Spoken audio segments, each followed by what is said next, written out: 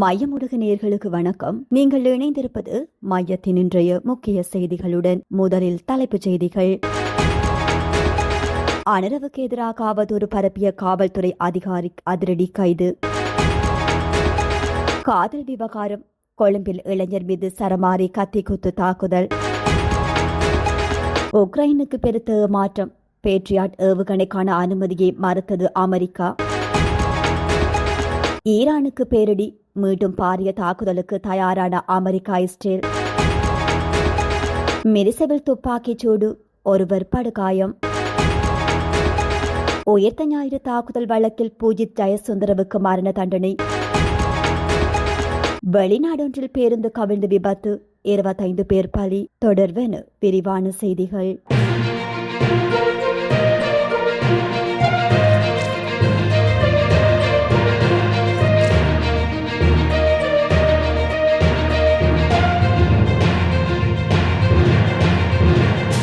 ஜனாதிபதி அனுரகுமார திசாநாயக்க மற்றும் அரசாங்கத்திற்கு அசௌகரியத்தை ஏற்படுத்தும் வகையில் சமூக வலைதளங்களில் பல்வேறு கருத்துக்களை பரப்பினார் என்ற சந்தேகத்தின் பேரில் காவல்துறை அதிகாரி ஒருவர் கைது செய்யப்பட்டுள்ளார். மத்திய குற்றப்புலனாய்வு பணியகத்தின் கணனி குற்றப்புலனாய்வு பிரிவினர் நேற்று மேற்கொண்ட விசேட நடவடிக்கையின் போது குறித்த அதிகாரி ஒருவர் கைது செய்யப்பட்டுள்ளார். சமூக வலைதளங்களூடாக மேற்கொள்ளப்பட்டதாக கூறப்படும் பிரச்சாரங்கள் தொடர்பாக காவல்துறை மா அதிபருக்கு கிடைத்த தகவலின் அடிப்படையில் அது குறித்த விசாரணைகள் மத்திய குற்றப்புலனாய்வு பணியகத்திடம் ஒப்படைக்கப்பட்டிருந்ததாக காவல்துறையினர் தெரிவித்தனர். கைது செய்யப்பட்ட சந்தேக நபரான காவல்துறை அதிகாரி எம்பிரிப்பட்டிய சிரேஷ்ட காவல்துறை அத்தியட்சகர் அலுவலகத்தில் இணைக்கப்பட்டு பணியாற்றியவர் என விசாரணைகளில் தெரிய வந்துள்ளது.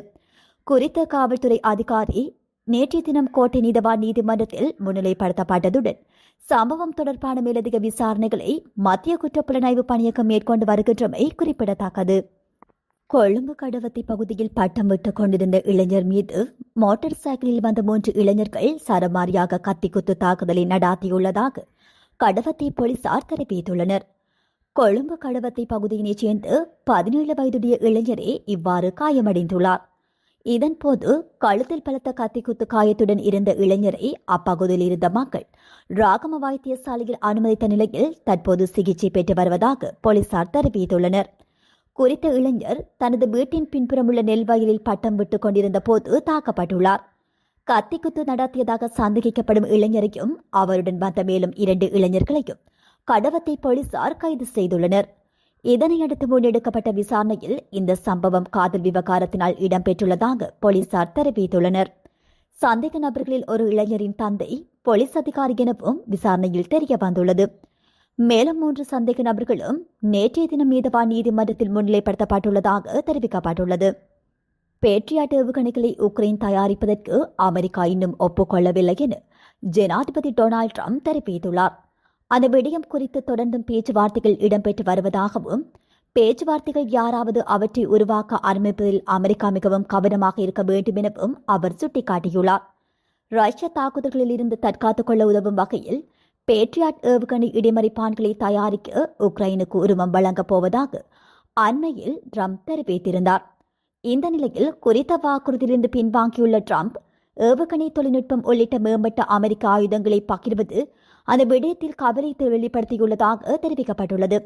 இதன்போது மேலும் கருத்து வெளியிட்ட அவர், தற்போது நாங்கள் அதற்கு ஒப்புக்கொள்ளவில்லை எனவும் நாங்கள் அதை பற்றி பேசிக் கொண்டிருக்கின்றோம். ஆனால் அந்த வகையான தொழில்நுட்பத்தை விட்டுக் கொடுப்பது ஒரு கடினமான விடயம். இது ஒருபோதும் நடக்கும் என்று நான் நினைக்கவில்லை. ஆனால் உங்களுக்கு தெரியும், நீங்கள் யாரிடம் அந்த தொழில்நுட்பத்தை கொடுக்கிறீர்களோ அவர்கள் ஒரு நாள் உங்களுக்கு எதிராக திரும்பக்கூடும் என அவர் தெரிவித்துள்ளார்.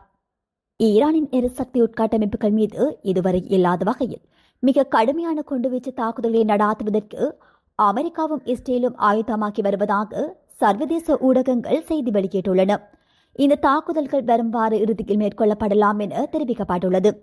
பொருளாதார பாதிப்புகள் குறித்த கவலைகள் காரணமாக திங்கட்கிழமை நிதி சந்தைகள் திறப்பதற்குள் இந்த தாக்குதல்களை முடித்து விடுவது குறித்து விவாதிக்கப்பட்டதாகவும் இருப்பினும் உறுதியான காலக்கெடு எதுவும் நிர்ணயிக்கப்படவில்லை எனவும் தெரிய வருகின்றது.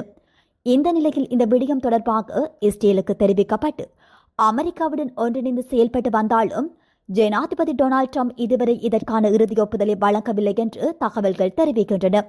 எவ்வாறாயினும் முழுவீச்சிலான ராணுவ நடவடிக்கைகள் மீண்டும் தொடங்குவது குறித்து தங்களுக்கு எதுவும் தெரியாது எனவும் ஈரான் மீதான தாக்குதலில் இணையுமாறு தங்களிடம் கேட்கப்படவில்லை எனவும் இஸ்ரேலிய அதிகாரி ஒருவர் தெரிவித்துள்ளார்.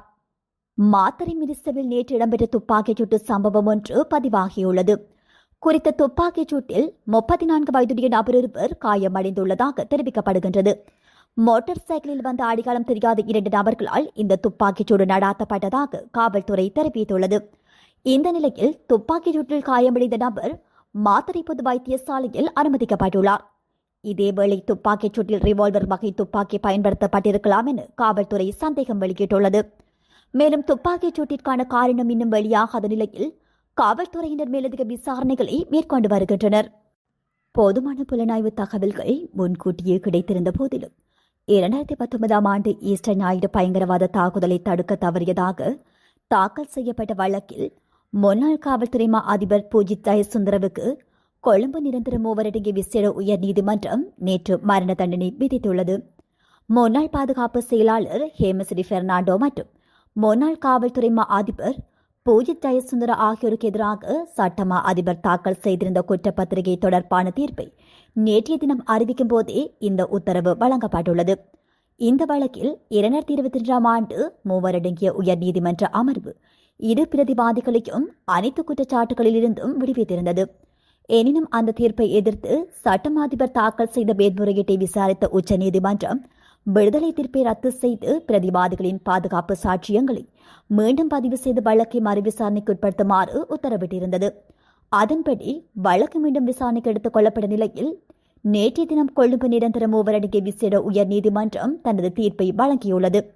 பெரும்பான்மை தீர்ப்பை வாசித்து மூவரடங்கிய நீதிமன்ற தலைவர் நீதியரசர் பிரியாந்த லியானகே உயர் நீதிமன்றத்தில் தாக்கல் செய்திருந்த 855 குற்றச்சாட்டுகளில் 2019 ஏப்ரல் 20 மாலை அப்போதைய அரச புலனாய்வு சேவையின் பணிப்பாளர் நிலந்த ஜயவர்தன மறுநாள் ஈஸ்டர் ஞாயிறன்று கொழும்பு மற்றும் அதனை சுற்றியுள்ள பகுதியில் உள்ள கத்தோலிக்க தேவாலயங்கள் மற்றும் சுற்றுலா விடுதிகள் மீது தற்கொலை தாக்குதல் நடத்தவுள்ளதாக தெளிவான புலனாய்வு தகவலை முன்னாள் காவல்துறை மா அதிபருக்கு வழங்கியிருந்ததாக குறிப்பிட்டுள்ளார். அவ்வாறான எச்சரிக்கை கிடைத்திருந்த போதிலும் தாக்குதலை தடுக்க எந்தவித நடவடிக்கையும் எடுக்கப்படவில்லை எனவும் நாட்டின் காவல்துறை மா அதிபராக பொதுமக்களின் பாதுகாப்பை உறுதிப்படுத்த வேண்டிய பொறுப்பை அவர் நிறைவேற்ற தவறியதாகவும் நீதியரசர் சுட்டிக்காட்டினார். அந்த கடமையின் காரணமாக 268 பேர் உயிரிழந்ததுடன் மேலும் 586 பேர் காயமடைந்தனர். குற்றத்தின் தீவிரத்தை கருத்தில் கொண்டு பிரதிவாதிக்கு மரண தண்டனை விதிக்கப்படுவதாக பெரும்பான்மை நீதியரசர்கள் அறிவித்தனர். இதற்கிடையில் சிறுபான்மை தீர்ப்பை வழங்கிய நீதியரசர் விராஜ் வீரசூரிய பிரதிவாதிக்கு எதிராக முன்வைக்கப்பட்ட குற்றச்சாட்டுகளை சந்தேகத்திற்கு இடமின்றி அரசு தரப்பு நிரூபிக்க தவறியுள்ளதாக குறிப்பிட்டு அவரை குற்றமற்றவர் என விடுவிக்க வேண்டும் எனவும் கருத்தை வெளியிட்டார். இதேவேளை இதே வழக்கில் முன்னாள் பாதுகாப்பு செயலாளர் ஹேமஸ்ரீ பெர்னாண்டோவுக்கு எதிரான வழக்கின் தீர்ப்பு பின்னர் அறிவிக்கப்பட்டுள்ளதாகவும் தெரிவிக்கப்பட்டுள்ளது. 4 மணித்தியாலங்களுக்கு மேலாக நீடித்த தீர்ப்பு வாசிப்பின் முடிவில் முன்னாள் காவல்துறை மா அதிபர் பூஜித் ஜெயசுந்தரவுக்கு மரண தண்டனை விதிக்கப்பட்டமை குறிப்பிடத்தக்கது. அல்ஜீரியாவின் பூமண்டஸ் மாகாணத்தில் பயணிகள் பேருந்து ஒன்று கவிழ்ந்து விபத்துக்குள்ளானதில் குறைந்தது 25 பேர் உயிரிழந்துள்ளதாக அந்நாட்டின் பாதுகாப்பு படை தெரிவித்துள்ளது. அத்துடன் 44 பேர் படுகாயமடைந்துள்ளதாகவும் காயமடைந்தவர்கள் சிகிச்சைகளுக்காக அருகிலுள்ள மருத்துவமனைக்கு உடனடியாக அழைத்துச் செல்லப்பட்டுள்ளதாகவும் தெரிவிக்கப்படுகின்றது. விபத்து குறித்த தகவல் அறிந்தும் அல்ஜீரிய பிரதமர் சிபி கிரிப் காயமடைந்தவர்கள் அனுமதிக்கப்பட்டுள்ள பூமடஸ் பல்கலைக்கழக மருத்துவமனைக்கு நேரடியாக சென்று பார்வையிட்டார். பாதிக்கப்பட்டவர்களுக்கு தேவையான அவசர மருத்துவ உதவிகள் தீவிரமாக வழங்கப்பட்டு வருவதாக மீட்புக் குழுவினர் தெரிவித்துள்ளனர். விபத்துக்கான காரணம் குறித்து அதிகாரிகள் விசாரணைகளை மேற்கொண்டு வருகின்றனர். இத்துடன் மையத்தின் இன்றைய பிரதான செய்திகள் நிறைவு பெறுகின்றன. நன்றி.